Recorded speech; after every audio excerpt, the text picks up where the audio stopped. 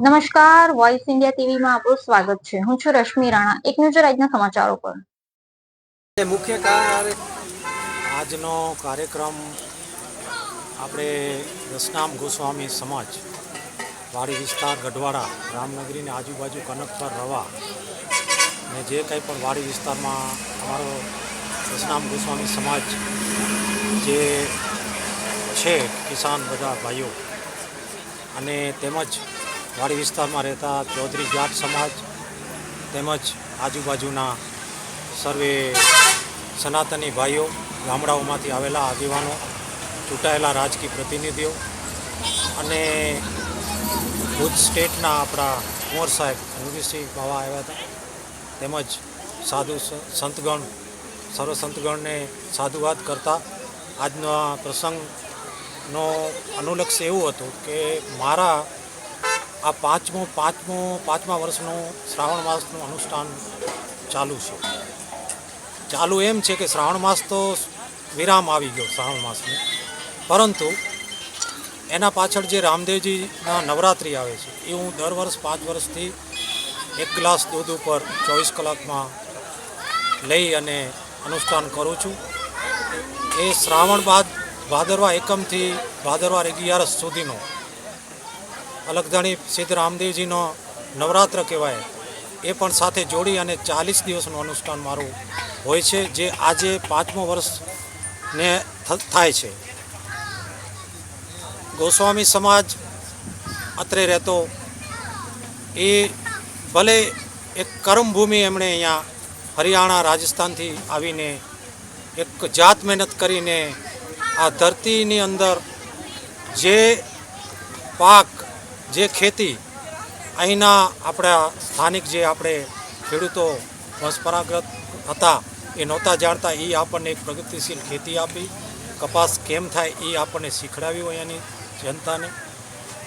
એ ગોસ્વામી સમાજ, એ જાટ સમાજ હરિયાણા રાજસ્થાનથી, અત્રે શીખ સમાજ અમારા પંજાબથી, એ સર્વે ભાઈઓની એવી લાગણી હતી કે આ ગઢવાડા જે અમારો વડીલો પાર્જિત રાજાશાહી વખતનું ગામ, એના આ વાડી વિસ્તારમાં દેવાધિદેવ મહાદેવ શ્રી અંચલેશ્વર મહાદેવજીના સાનિધ્યમાં એક મારા આપણા અનુષ્ઠાન અનુલક્ષી મહાપ્રસાદ રાખવાનો એમનો અભિગમ હતો, એક એમની ભાવના હતી. એ અનુસંધાનમાં આજે આજુબાજુના સનાતન ભાઈઓ, મુસ્લિમ સમાજના પણ આગેવાનો, સરપંચો, આજુબાજુના હિંગોરા સમાજના અમારા જામોતર પરિવારના તેમજ અન્ય બધા મુસ્લિમ સમાજના ભાઈઓ, અને એમ માનો ને કે ગઢવાડા મારવાડા સમાજ, એમણે પણ ભવ્ય મારું ત્યાં ગઢવાડામાં સામાન્ય સ્વાગત કર્યું છે. જે અમારી ગતગંગા છે, અમારા નિજાર પંચમાં સાથે ગતગંગામાં રહેલા છે, એ અનુલક્ષી આજે સર્વે સનાતની અને ખાસ કરી દસનામ ગોસ્વામી સમાજ વાડી વિસ્તાર આયોજિત રામનગરના મિત્ર મંડળ, યુવા મિત્ર મંડળના આયોજિત આજનો આ મહાપ્રસાદ, સવારના રુદ્રાભિષેક, સાધુ સંત, માતાજી દેવીમાં માતાજીના પાત્રાઓ, ભુવાશ્રીઓની હાજરીમાં આજે અહીંયા સંપન્ન કરવામાં આવેલ હતો. પરમ કૃપાળુ પરબ્રહ્મ પરમાત્મા સર્વને દીર્ઘ દ્રષ્ટિ આપે, ધર્મ પ્રત્યેની એક આસ્થા, ધર્મ પ્રત્યેની એક હાર્દિક લાગણી અંતરાત્માની એ જ્યોત પ્રગટાવે, તેમજ સર્વ ઉપર અમી દ્રષ્ટિ, કૃપા દ્રષ્ટિ પરમ કૃપાળુ પરબ્રહ્મ પરમાત્મા પિનાક પ્રભુ શ્રી મહાદેવ શિવ દેવાધિદેવ સૌના ઉપર અમી દ્રષ્ટિ, કૃપા દ્રષ્ટિ રાખે, એ ભાવના સાથે આજનો આ શુભ પ્રસંગે અત્રે ઉપસ્થિત સૌ સાધુ સંતજનોના શ્રી ચરણોમાં સાધુવાદ કરતા હર્ષની લાગણી અનુભવું છું.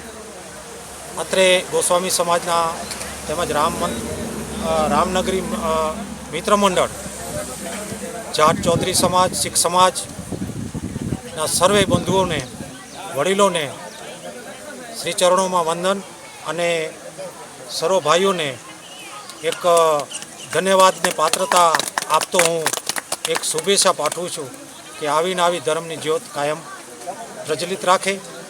એ જ આસ્થા સાથે જય શ્રી અંચલેશ્વર મહાદેવ, હર હર મહાદેવ.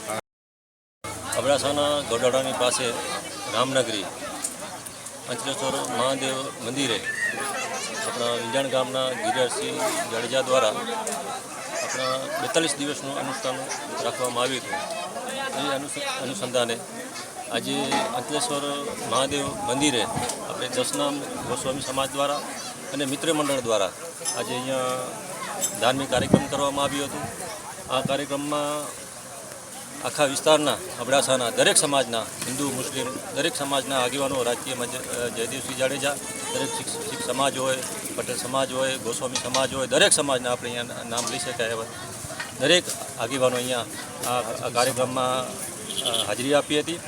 અને આ જે ગિરિરાજસિંહે 42 દિવસનું જે અનુષ્ઠાન રાખ્યું એ આપણે હિન્દુ સમાજ માટે પણ ખૂબ ગૌરવની લાગણી કહેવાય. આપણે આમ તો આપણે શ્રાવણ મહિનો રાખતા જ હોય છે, લગભગ આ છેલ્લા 4-5 વર્ષથી આ અનુષ્ઠાન રાખે છે.